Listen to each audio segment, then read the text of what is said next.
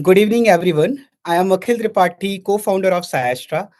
We are India's largest research community working with over 5 lakh plus science students and helping them build careers in research and academia. Before we begin, let me introduce our guest for today, Dean Lee. He is currently a senior expert at Novartis, one of the world's leading healthcare companies. What makes his journey truly inspiring is the transition he made, starting in neuroscience, moving into applied statistics, and completing both of his master's degree from Harvard. So he genuinely understands what it feels to shift from wet lab to dry lab, the doubts, the confusion, and the steep learning curve that comes with such a change. And that's exactly why today's session is so important for us. I was going through the registrations earlier, and it honestly made me feel very happy. We have first year students, final year students, MSc researchers, PhD scholars, and even working professionals from across the globe joining us tonight. It shows how many of us are actively looking for clarity and a proper roadmap. And that's what this session is all about, giving you a direction, confidence, and practical steps from someone who has lived this journey himself. So stay with us till the end, and we also have a small surprise lined up for you in the end. With that, I will now hand over this session to Anirudh from the SciAstra team to take this forward. So we have Dean from US, Anirudh from UK, and I am speaking from India. So from across the globe, this thing has become possible because of Dean's inspiration, Dean's profile, and our vision of delivering you quality access and resources for making a science career. Thank you, Akhil, for introducing SciAstra and organizing this webinar.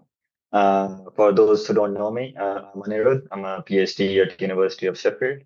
I work with virus engineering and the structure. So I work with a lot of computational stuff and wet lab stuff. So my project is very mixture of very wet lab and very dry lab.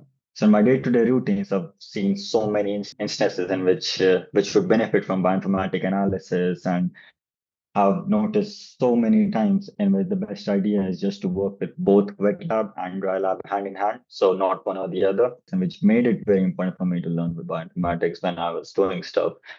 And this is why this is quite important. So, Dean, as Akhil mentioned, has had personal experience in both academic and industry labs. He's gone from a wet lab to a dry lab, and who is the best person to tell you about life from the other side of the bench, basically. And however, I want to take up Dean's point. This is where Dean would come and explain the importance of bioinformatics. He's going to tell you about how he started his journey, how to break into computational biology, and most importantly, what you can do about it at this instant. And after the webinar, we're going to have a 15 minutes Q&A section where you can ask questions to both Dean and us, and like me and Akhil and everyone else included, but mostly Dean, because that's what you're here for mostly. And yeah, in the meanwhile, if you guys have any questions, feel free to write them out in the chat. But we'll go through them at the end, or if team wants to, you can just go through them as they go along. But we'll leave it up to him. So right on to you, Dean, now.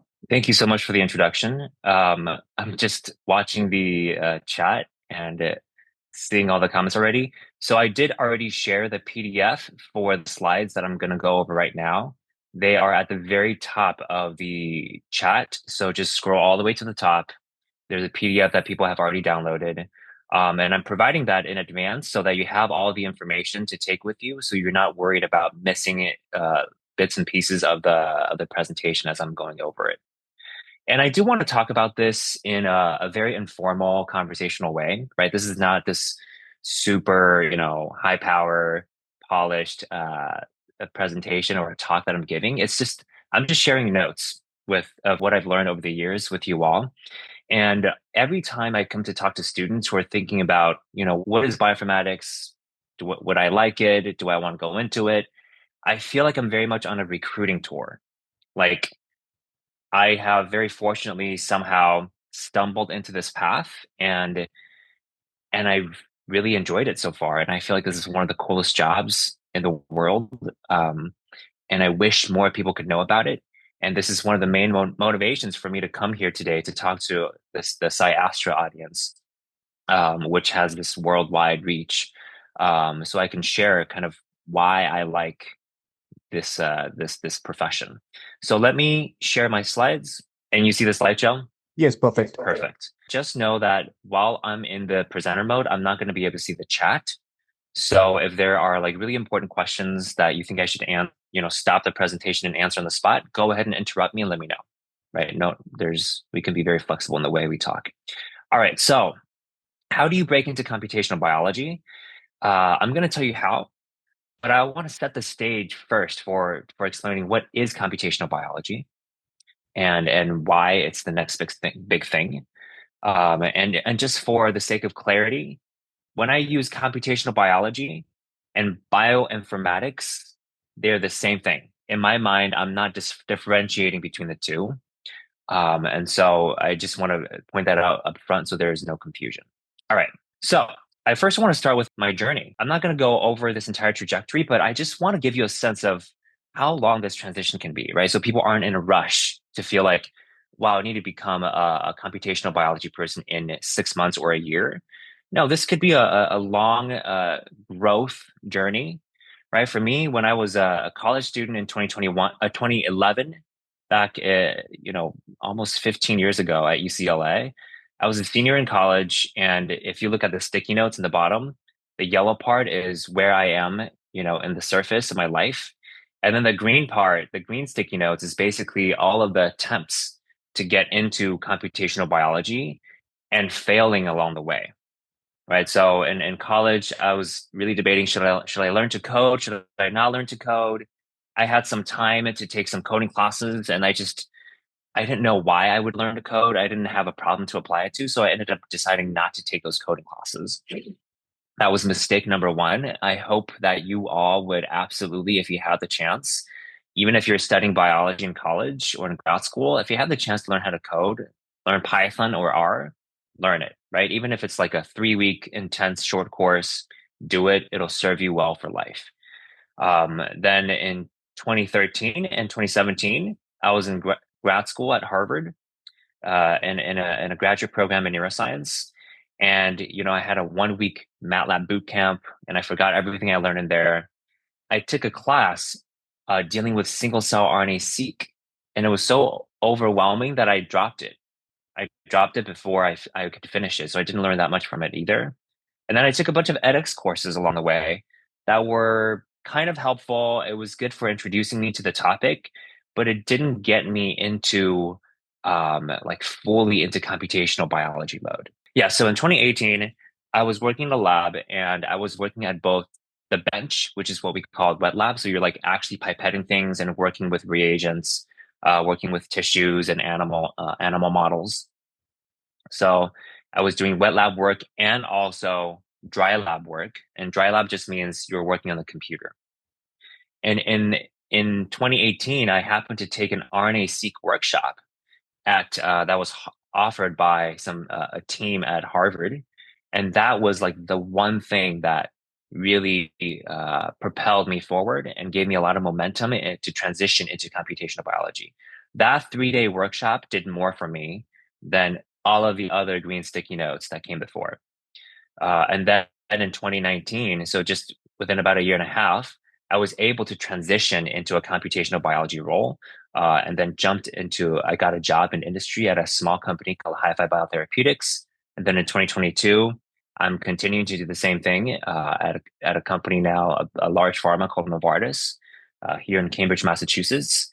I've been at Novartis since then, and I feel very fortunate in being able to work at the intersection of the life sciences and computation, and working on hard and interesting problems where we are basically trying to create better drugs for cancer patients. Okay, so that's my 8-year wet to dry lab journey. In coming to talk to you all today, I hope that you don't take nearly as long as I did. to make this transition if that's what you want to do in the future. About 2 years ago, I started sharing what I learned with everyone I know on LinkedIn to help others make the same transition that I did. And over time, I've accumulated a fairly sizable audience. I'm not going to go over the stats on the slide now. You can just go through that on your own. But basically, LinkedIn has become my outlet for sharing everything I know. So if you want to learn more, you can go ahead and follow me on LinkedIn after today's webinar. All right. Then we have a couple of points I want to make. So I want to talk about what is computational biology in a very basic, foundational, intuitive way. I want to talk about what is the century of biology. This is a term that was coined by someone else that I thought was very appropriate to call this century, the century we're in right now, the century of biology. This is the time when biology really shines. We're going to talk about different roles in computational biology, and then we're going to spend a lot of time talking about how to break into computational biology, all the tips and advice that I would have for people now. And at the end, we'll also talk about a workshop that SciAstra is offering this month that you all might be interested in, as well as some of the learning resources that I offer through my company, Figure One Lab, which is a company built for computational biology upskilling. All right, so what is computational biology, or what is bioinformatics? They're the same thing, same question. And to motivate this question, I want to start with this slide, right? What you're seeing here, if you just think about it for a few seconds, you might realize that this is a sequence, the DNA sequence, right? Sequences of DNA that was taken from some human being at some point, and it's now being stored online. Anyone could go on NCBI, which is a US agency that shares all of this information online, and download a sequence of DNA. And when the Human Genome Project was completed in the early 2000s, this is mostly what we had to look at, just a string of letters, of TCGA letters. And so that's the raw material, the raw ingredients that computational biologists have to work with, right? This is one of the raw ingredients. Now I'm going to show you an application of this information. Here is a paper that was published in 2024. We're not going to get into the details of it, but I just want to talk about how this paper is basically the authors are studying mutation rates of this one gene called the ESR1, or the estrogen receptor gene, and how the frequency of this mutation changes before and after treating them with a cancer therapy, right? And going back to the previous slide, what you're seeing here is actually the first 1,020 bases in the ESR1 gene, right? And to go from just a bunch of sequences to now being able to measure the mutation rate of this gene in a very specific population of breast cancer patients. How do we do that? How do you go from just a string of letters to actually being able to make a decision in the clinic about what is happening in these patients and what would be the appropriate next step, the appropriate next treatment for these patients? That arrow, that black arrow in the middle going from the left to the right, that black arrow is basically computational biology.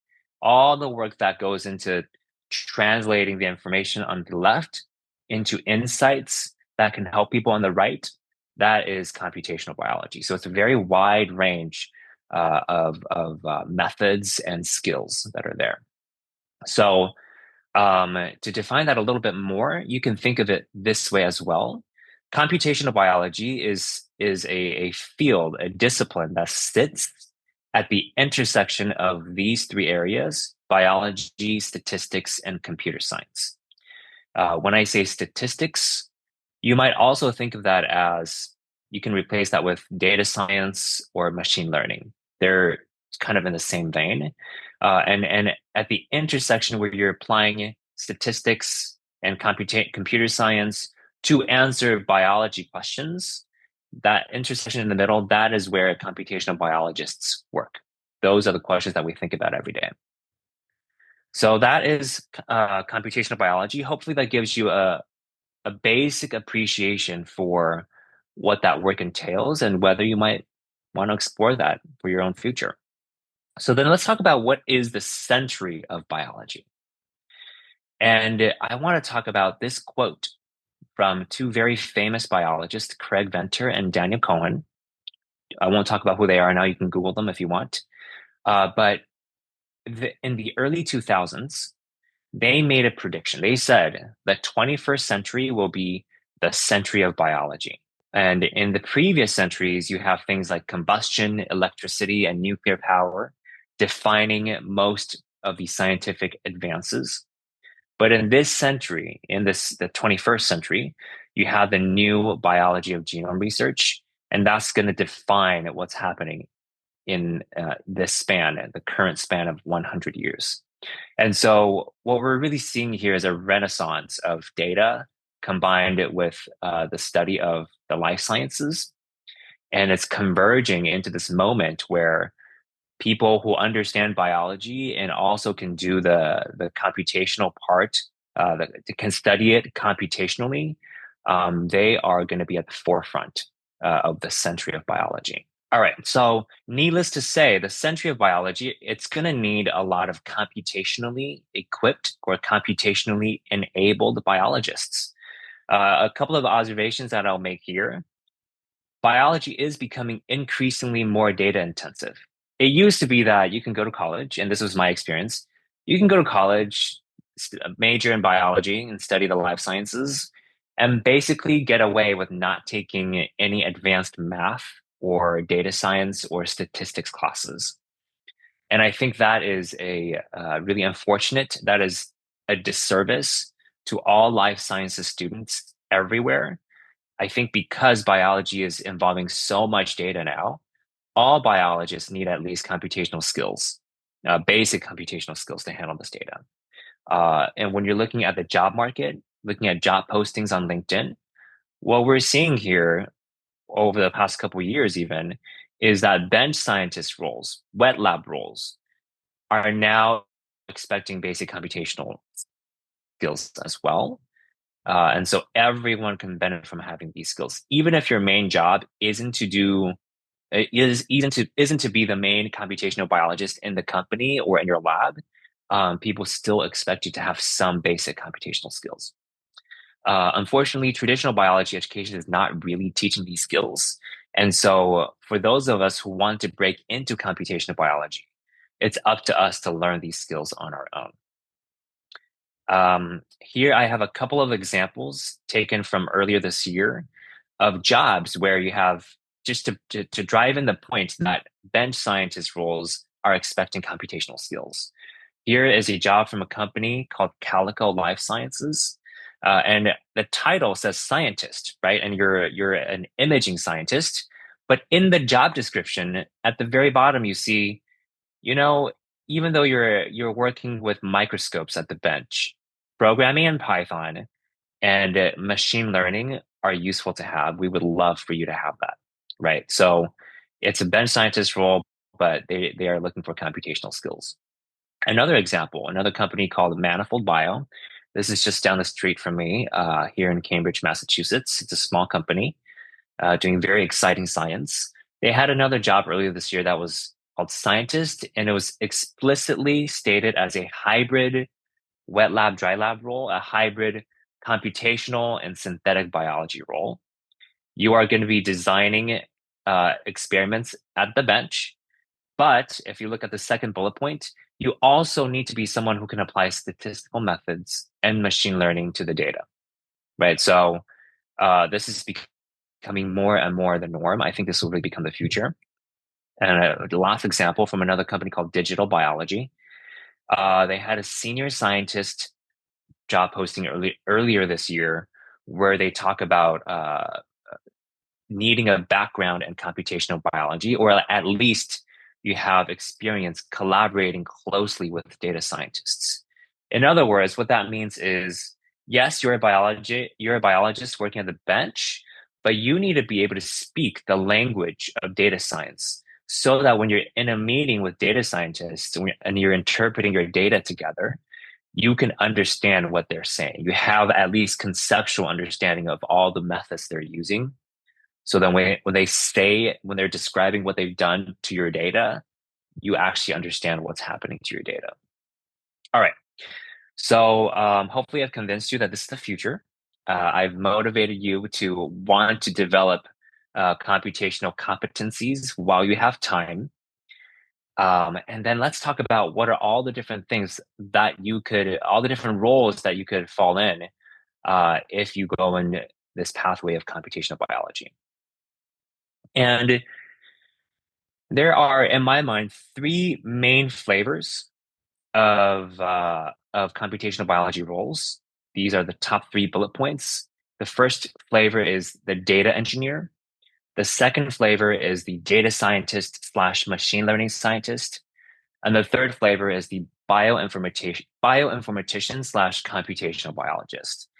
And I want to explain what these different flavors of roles in computational biology by using an analogy, right? So the data engineer, I'm thinking in my mind, that's really the person that is quote unquote, if you're working in a kitchen, this is the person who's stocking the pantry and the fridge. It's making sure all the ingredients, all the materials you need to cook a meal is there. It's physically there.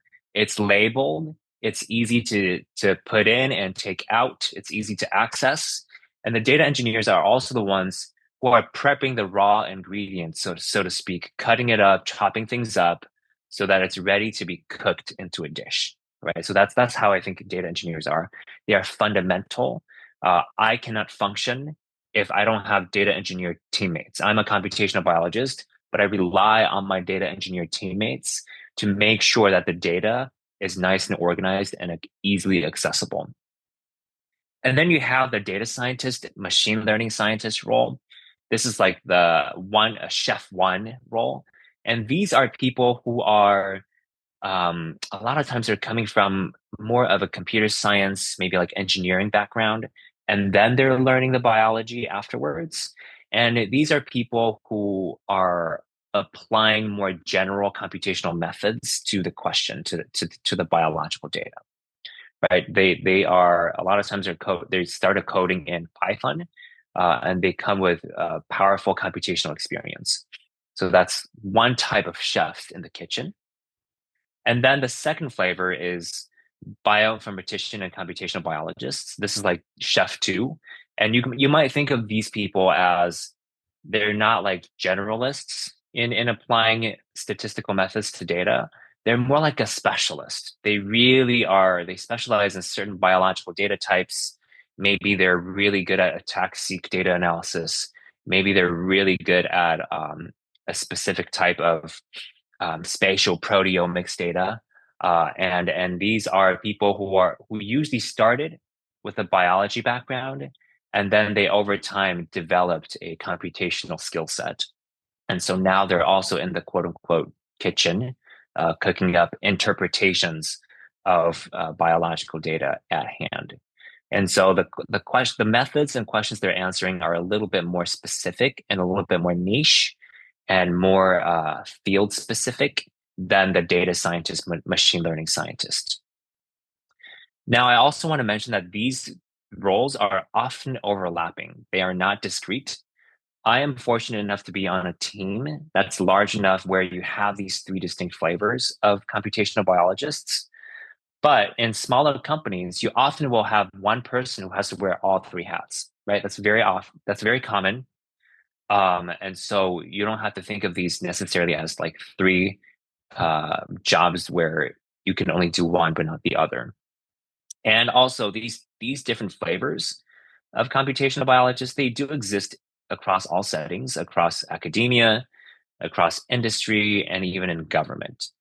I think any full-fledged computational biology team should have these three functions in them represented to a certain degree. So that's an overview of the roles in computational biology. And the definitions of what these roles are is actually, it's live, it's always changing. And it depends on how the job market is defining these roles, right? So like even in the past 5 to 10 years, the definition of what's considered computational biology has shifted. And so what I encourage everyone here to do is to continue to study job postings, to understand, to have the most up-to-date understanding of all the different kinds of computational biology roles that are happening right now. And here I have a screenshot from LinkedIn. In the search bar, you can put in the following search terms, right?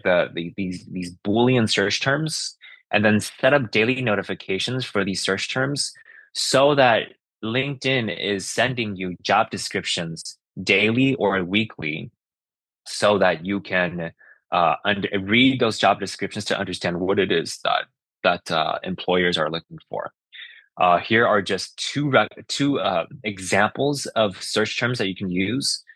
For sure, you can come up with additional search terms of your own. You can set up as many notifications on LinkedIn for these jobs as you want. Okay, and also, I already talked about my profile. I talk about computational biology matters a lot, but there are other computational biologists who are very prolific and give very good insight into the field on LinkedIn. On the left, and both of these are my friends, so I really like them. Quality individuals. Highly recommend that you just follow their accounts so that when they post something, you get notified. On the left here, you have Tommy. Tommy is actually a longtime friend of mine. He was actually one of my mentors when I was lost. I was a young and lost scientist at Harvard, and he really actually sat down with me and talked me through how to get into computational biology. So I owe him a part of my current success. He's super prolific. He's on other social media channels as well. YouTube, he has YouTube videos. He's a blog. He's published books. Tons of good stuff there. And then Christina is actually based in the UK. She is much more on the data engineering side. And I think, and that's why I wanted to have her profile here to just have that function represented. She also writes a lot about career progression for bioinformaticians, what that looks like, and all the different pathways that can happen. She creates very beautiful and detailed graphics that you can always save and come back to study later on. Okay. And then finally, let's talk about how to break into computational biology. This is going to be the meat of this presentation. This is a young field. It's a rapidly developing and interdisciplinary field, which means, and this might be a good thing, that there are many nonlinear paths to break into computational biology. On the flip side, this also means that there is not one scripted path to get in, right? So anyone who tells you oh, this is the way to get in, this is the one way to get in, study this, do this, and then accomplish that, that is probably not true. You have to be flexible in the way you think about what computational biology is, what are the problems that people need to solve, and how can I acquire the skills to solve those problems. So the second bullet point says, then you want to focus more on skills than on any individual credential or on prestige, right? So, and I'll give you an example. If you have a Harvard life science PhD and you interview for a job on my team, but you don't have the very specific technical skills that I'm looking for, you would not even get an interview. If this is not one of those, this is not like in some other professions where the prestige gets you an interview. This is just, you need the hard skills. And on the reverse side of this, even if you don't have the flashy credentials or the prestige of your university, but you can demonstrate the exact skills that an employer needs, there's a good chance that you can still get that interview. And that's actually been my experience in breaking into computational biology and breaking into industry roles. All right. So, and then also while you're going along your learning journey of transitioning into computational biology, if that's what you decide to do, give us updates, make your work visible, make your efforts visible online on LinkedIn, and engage with the online computational biology community. We are a very low ego and kind of nerdy and friendly group of people. We're not so vocal online, but we really welcome good discussions and good questions. All right, so the world is changing more quickly than ever. That includes the world of computational biology. And basically, those who adapt first wins. There are opportunities everywhere to break in. My recommendation is, and I've said this before, I'll say it again, learn to think from first principles, right? Define the bottlenecks and problems that need to be solved, and then be the solution to that problem. And if you do that, there's a good chance that someone will pay you to solve that problem more. All right. So what are exactly the key skills or kinds of knowledge that you want to have to break into computational biology? I think of this as, let's focus on the first three sections: domain knowledge, data type or data modality, and then data analysis methods. So domain knowledge means what part of computational of biology actually are you particularly good at thinking about, right? So maybe you come from an immunology background, you come from a neuroscience background, ecology, evolutionary biology, whatever. That becomes your special sauce. That becomes what helps you stand out as the computational biologist. You're not just a generic, data scientist who knows only a little bit about everything, but not enough to solve really hard problems in a particular field in the life sciences. And then the second thing is what are the data types or the data modalities that you can readily analyze today, right? So I'll give a couple examples: RNA-seq, single-cell RNA-seq, spatial transcriptomics, imaging. These are when you learn how to analyze these data types, these are really the words that you want to have on your LinkedIn profile. You want to have these on your resume, because this is what recruiters search for. They search for people who have these words on their resume, and they will actually reach out and ask if you want to interview, just based on your demonstration of familiarity with these data types. And then third is the methods. So with every data type, with every data modality, there are usually kind of best practice, most common, most popular methods that are used to analyze that particular data type. A lot of these methods often are already available as packages in Python and R. So you shouldn't have to create these methods from scratch. That's really hard to do and takes a ton of time. Don't need to reinvent the wheel when you don't have to. And once you have this combination of domain knowledge, data type, and and analysis methods, you've kind of got you kind of got the whole package, right? Then that's really the image that you present to people to break into computational biology. I'm going to skip the last two bullet points for the sake of time. And I do want to mention now that since we're talking about acquiring some of these skills and, where do you even start for computational biology for beginners, I want to talk about a special workshop that SciAstra is offering. This is their scientific computing workshop for beginners. This is a perfectly good starting point for your journey into computational biology. It's accessible for students from any background at any level. What are you going to get? You're going to learn core concepts of bioinformatics. You'll get some hands-on practice with sequencing data. You'll understand what it means when we talk about data curation, visualization, and interpretation. You'll get to talk a little bit more about future career paths and map those out and understand what are the opportunities in the field.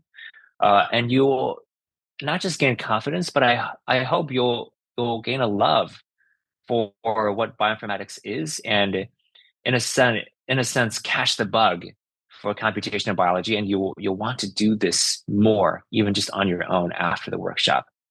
The workshop runs from December 10th to December 30th, so it is starting in a few days. Registration is already open. Here is another information slide that I won't spend too much time on, because you can always come back to this because you have the PDF of this presentation. Now, so to SciAstra's point, right? Coursework does help. What are the courses that you want to do? I provide some basic, I think, starting points as well. So after your SciAstra workshop, if you want to learn a little bit more on your own, maybe over winter break, there are some statistics books that I think are pretty good. These are actually Tommy's recommendations, and he's personally gone through these as well. These are links that you can click on to get to these materials. Statistics will never go out of style. One of my greatest regrets in college is not doing more statistics, which is why after I got my first master's in neuroscience, I forced myself to go back to get a second master's in statistics because I just feel like I never got that foundation and I needed that. And I use that pretty much every day now on the job. And then programming. So if you have the chance to learn R, Python, and how to work on the command line through coursework, absolutely do it. Don't even hesitate. It will serve you for life. Now, my recommendation is that while you're taking courses, along the way, you should also be working on projects, which is the main point. And I'm aware of the time. I want to make sure we have about 15 minutes at the end for questions. So I'm going to go through this a little bit more. I'll just say very quickly that projects is how computational biologists think. We think in terms of projects, right? People come to us with a question, a biological question, and basically we have to turn that into a whole project with a clear beginning and a clear ending. And in answering this question, it forces us to put biology, programming, statistics, machine learning, and data storytelling together into one coherent product. And when you can complete projects and help people extract insight from their biological data, that's what people pay you for. They're not paying you for, a certificate that you got from University X. People don't care about that. They pay you for completed projects. All right. And this is why I started Figure One Lab, which is through Figure One Lab, I offer courses to help people do computational biology upskilling. I think one of the main issues that I see with students wanting to break into computational biology is that there are not enough mentored, guided project experiences for them to show on their resume after the course ends, right? So I think of this as a supplement, an addition, kind of like a what do you call it, like a senior thesis, a capstone project that people can add on to their own study of biology. And this is a course series designed for biologists. There is a course on Figure One Lab for just basic skills in data analysis and visualization skills in R. I have this set up in the cloud so that it doesn't matter what computer you're using. Everyone should be able to go through these materials. And I frame all of these guided experiences as industry relevant questions. And so everything that you're going through these classes is literally what people are using on the job in biotech, in pharmas today. And then I also have you replicate figures from modern biology papers as a powerful way to learn. This is why it's called Figure One Lab, because I ask you to reproduce Figure One from biology papers. And in the end, you should have a project that you can use for interviews, for grad school, for job applications, for internship applications, and whatnot. Okay. I won't go over this in detail because you have the PDF shared with you in the chat. If you go all the way up back to the top of the chat, you can download the PDF here. I think I'll share the PDF again in the chat, so those of you who missed it can download it again. I do want to mention that this is the next set of courses I'm offering will be starting on January 10th of 2026. If you register for those courses, you can use the discount code here to get 10% off. And this code expires on January 3rd. If you want to make sure you get course announcements, you can follow me on LinkedIn and subscribe to my LinkedIn newsletter to make sure that you get those announcements. And that's it. So I think we're doing pretty good on time, actually. We're right on time. And I do want to share two things in the chat, actually. So I'll share the PDF of these slides again, so people have a chance to download it. And then I want to share an example of a project that one of my students completed from taking one of the Figure One Lab courses. So I'll share that as well, so you get an idea of what you're actually learning and what a project should look like. It shouldn't be like 17 lines of code. It should be like pages and pages of work and plots. All right, where is this? Okay, here it is. I just uploaded it. It's called RNA-seq on-ramp student example PDF. So you can download that and get an idea of what a project should look like. All right, so should we do questions? Yeah, that sounds good. I have shortlisted a few questions. Okay. So, like Andrew, the big round of applause for Dean for this wonderful yeah, presentation. yeah. Thank you very much for your time. And Figure One Lab sounds really cool, I should say. So I was looking at questions that you had, that people had before, and I shortlisted a couple in the meanwhile for you to ask. So I'll just start from like very basic ones to a bit more specific ones a bit later on. So you mentioned in your slides that you've done some RNA-seq, proteomics, etc. But for someone is currently starting in this field with practically zero experience and have never touched a computer before in their life. So, for example, like someone in the first year of undergrad, what concepts would you like them to focus on to start computational work? Yeah, so if you're, first year in college, I think you need almost at least 2 years to get the basic biology and math. I always say, like, by the time you're my age, you're in your late 20s or 30s, it's a little bit too late because you just don't have time anymore to learn hard things. Because life, you have a family, you have other obligations.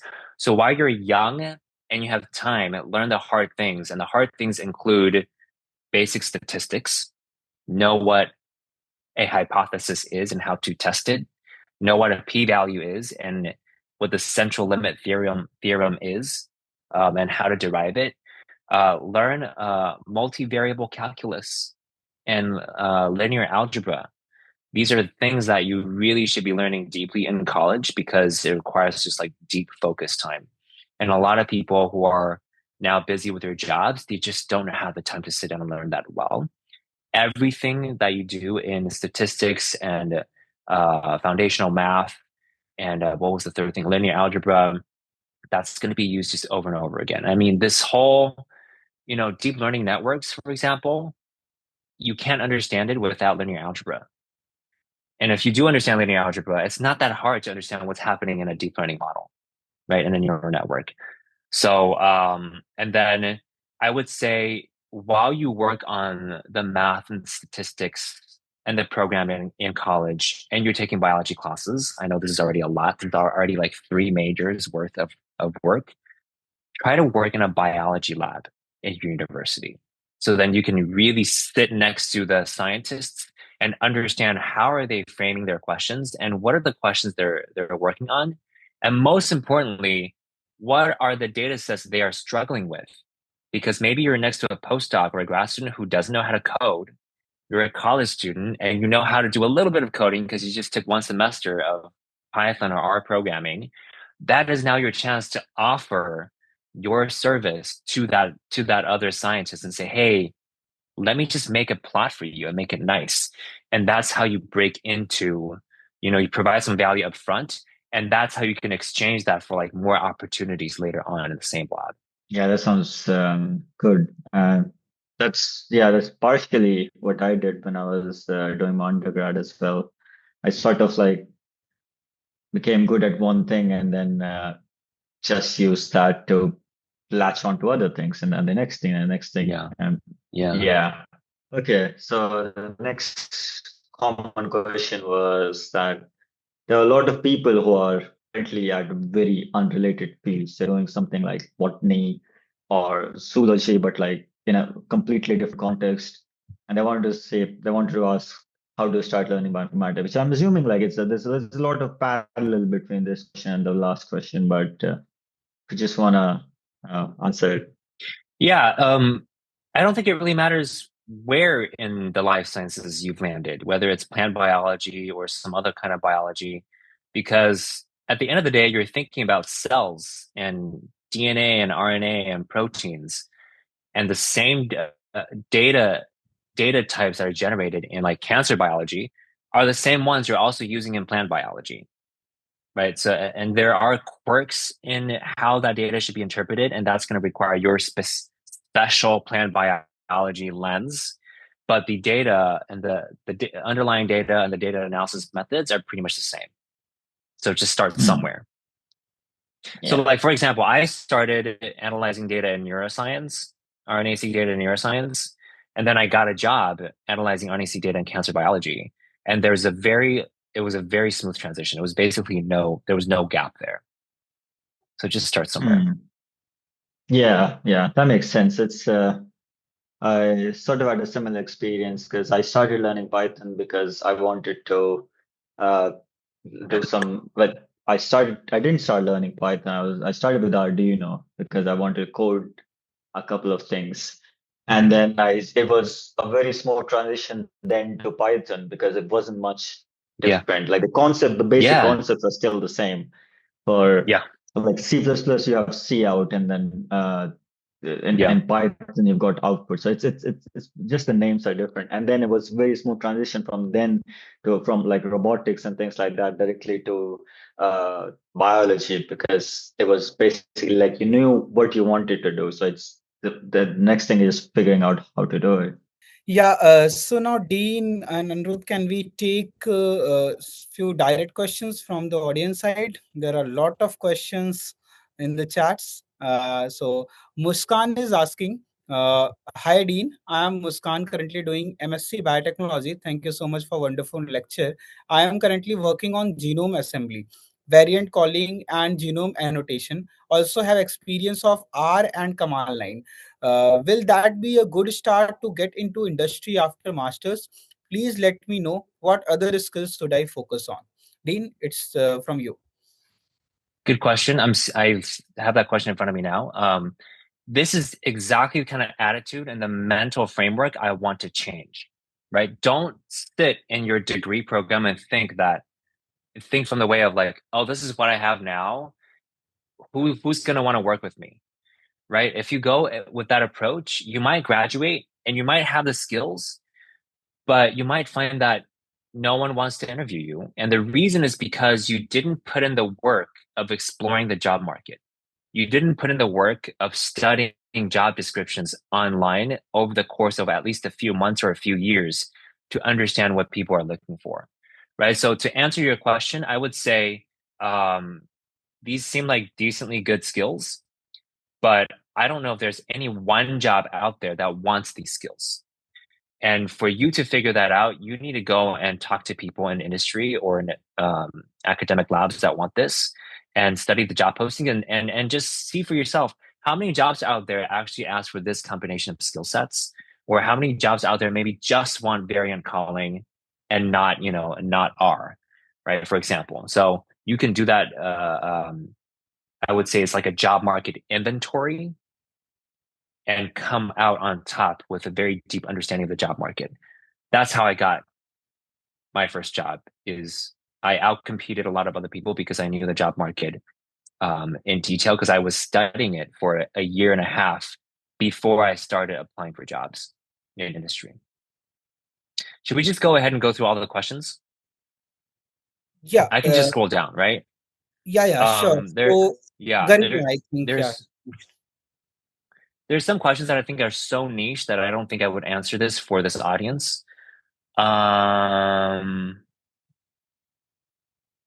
What is the best stage to pursue a professor or a scientist for a remote internship? I think if your goal is to get something remote, that already excludes you from most opportunities. I don't think there's really the luxury of starting out remote. At least here in the US, if you tell people that you only want remote jobs, you're probably not going to get a job in this job market, right? Everything is hybrid.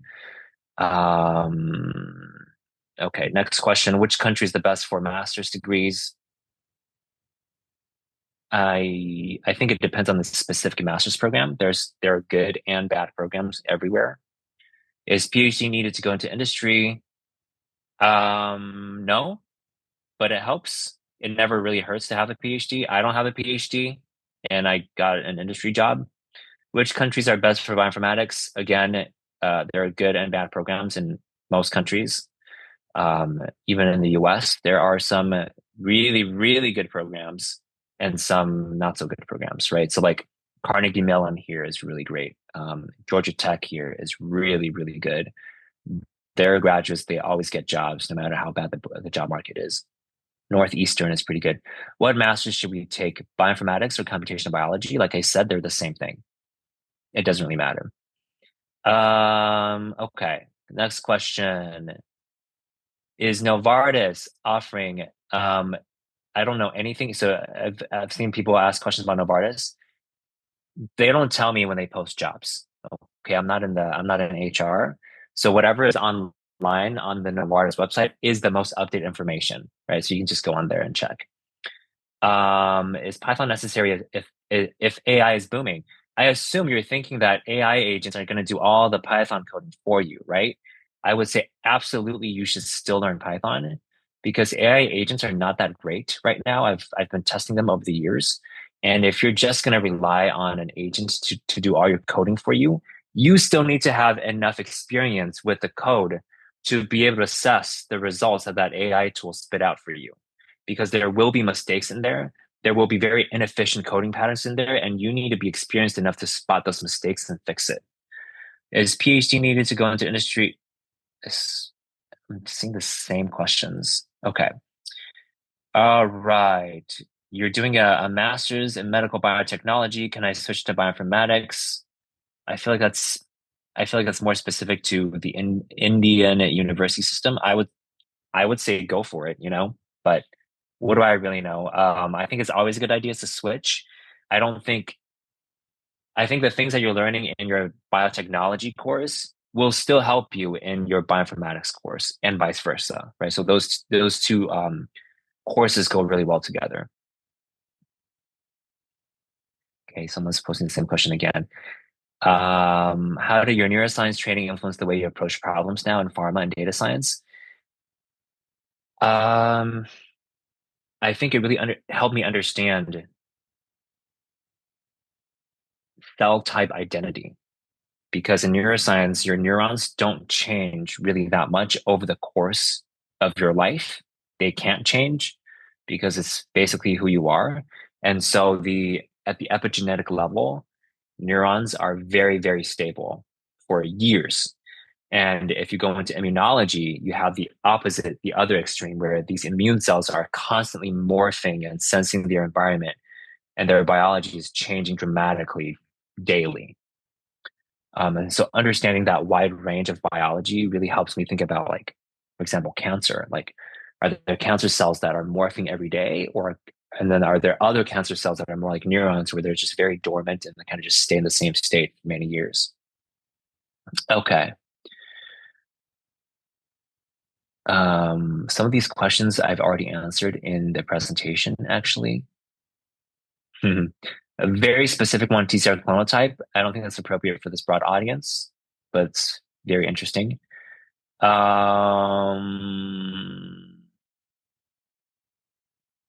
Even though biotech is increasing all over the world, its value in India is still not that much. So what is your view on that?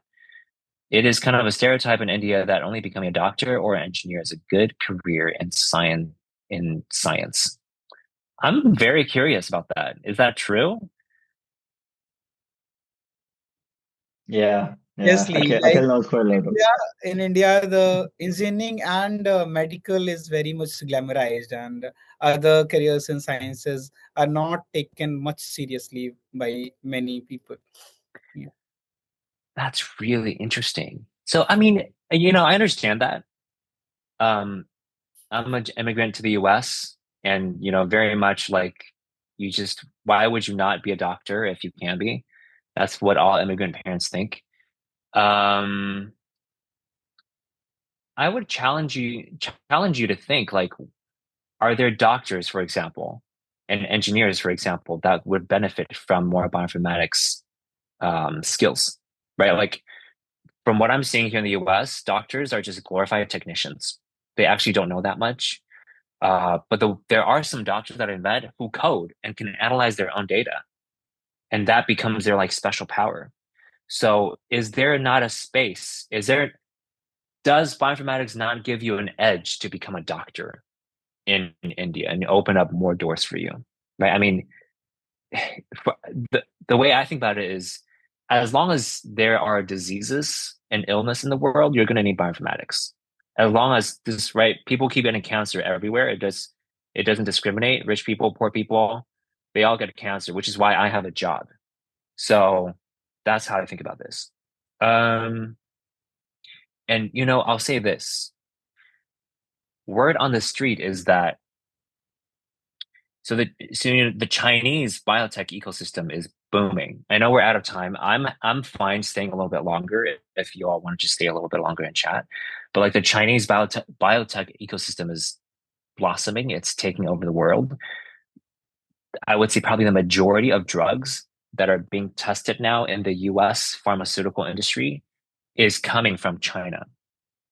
And what this means is that all big pharma and small biotechs in the US, all the CEOs are thinking like, how do we move our work in the US out of the US? And they can't say that, obviously, but they're thinking it. And some of them are already doing it in secret, where they're laying off US workers and moving their operations overseas, especially for like data science functions. It doesn't need to be in the US. That's stuff that you can just do anywhere with an internet connection, right? And India is one of the places where they're thinking of having their data science like base.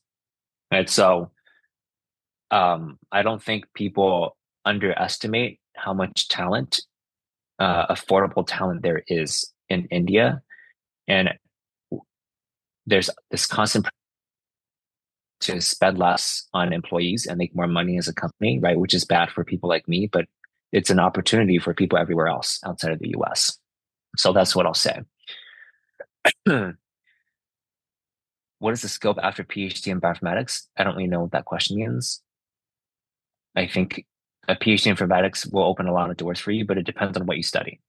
So if you're studying a super niche topic, then there will only be a handful of jobs available to you.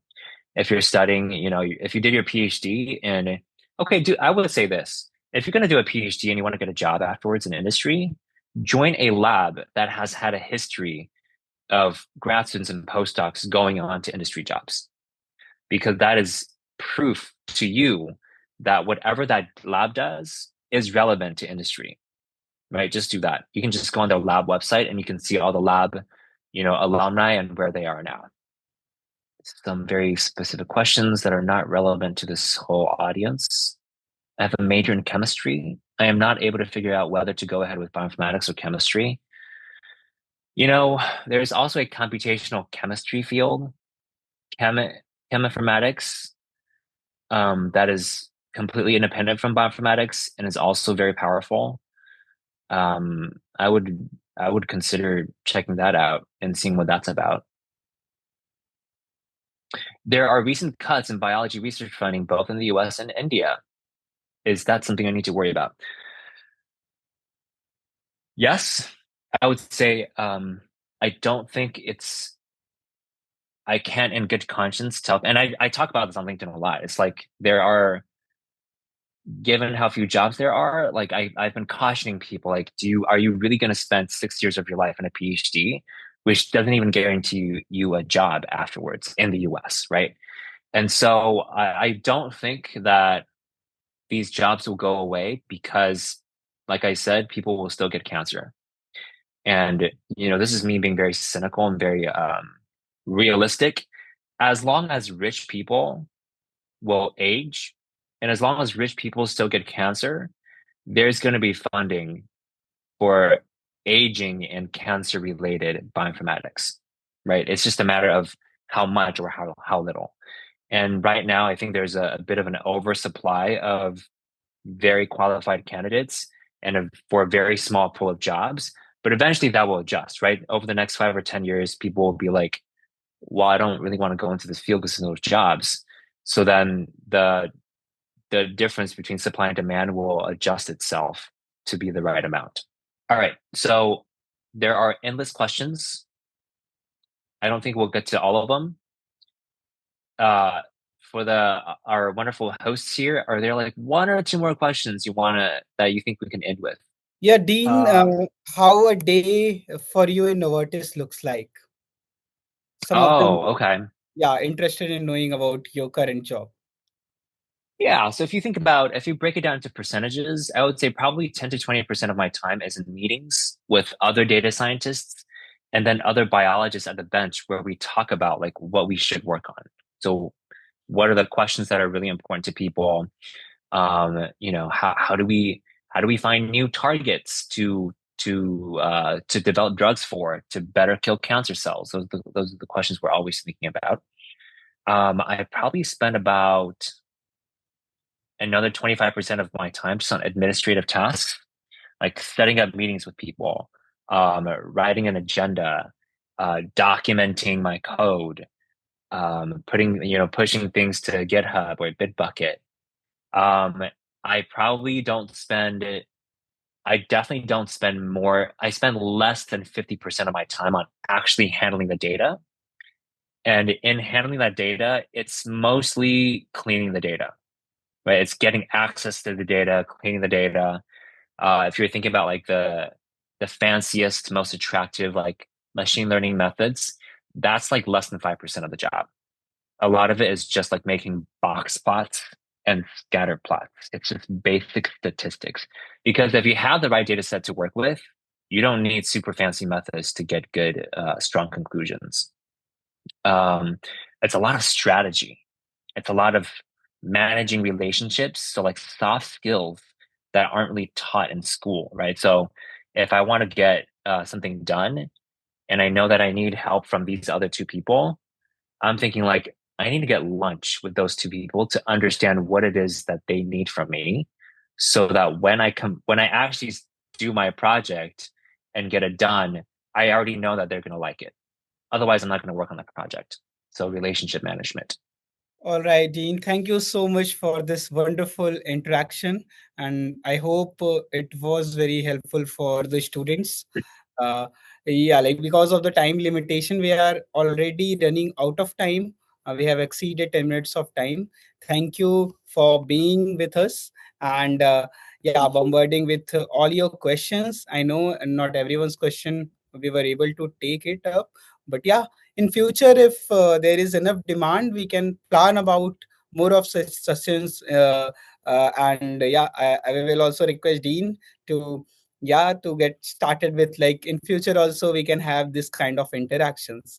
And do check out Dean's LinkedIn profile. And he is doing some amazing work, working innovators, having this years of experience in the field and the courses that he have curated. Yeah, so like many of us, like even my team members follow Dean on LinkedIn. And yeah, you can always like Dean, are you open to taking out their questions in your DMs in LinkedIn? Yeah, yeah. Yeah, so you can directly ping Dean, and based on his availability, he will take care of the replies. So yeah, and we are always here to help you. If there is anything for us, you can ping me on LinkedIn. You can message our team. So you can also download our SciAstra mobile application and ask any of your doubts. If it is remaining, and if it is from Dean, so we will connect, and yeah, we will resolve all your doubts. So this was all from this session. We will start our scientific computing workshop. That will be a detailed kickstart for all the students who are from first year to final year, even in PhD or as a working professional they are carrying out their future planning in bioinformatics. So you can check out the course. The link is given in the description, and we have pinned it is also in the chat section of this Zoom call. So yeah, feel free to download the SciAstra app. Visit www.sciastra.com for more of such courses. And in case of any doubt, feel free to reach out to us.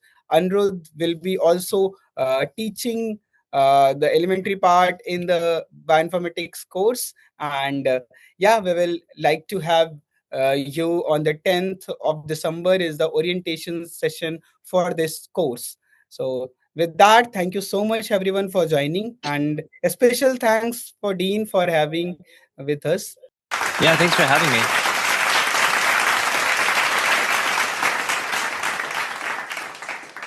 All right, we'll stay in touch. Bye, everyone. Have a good night.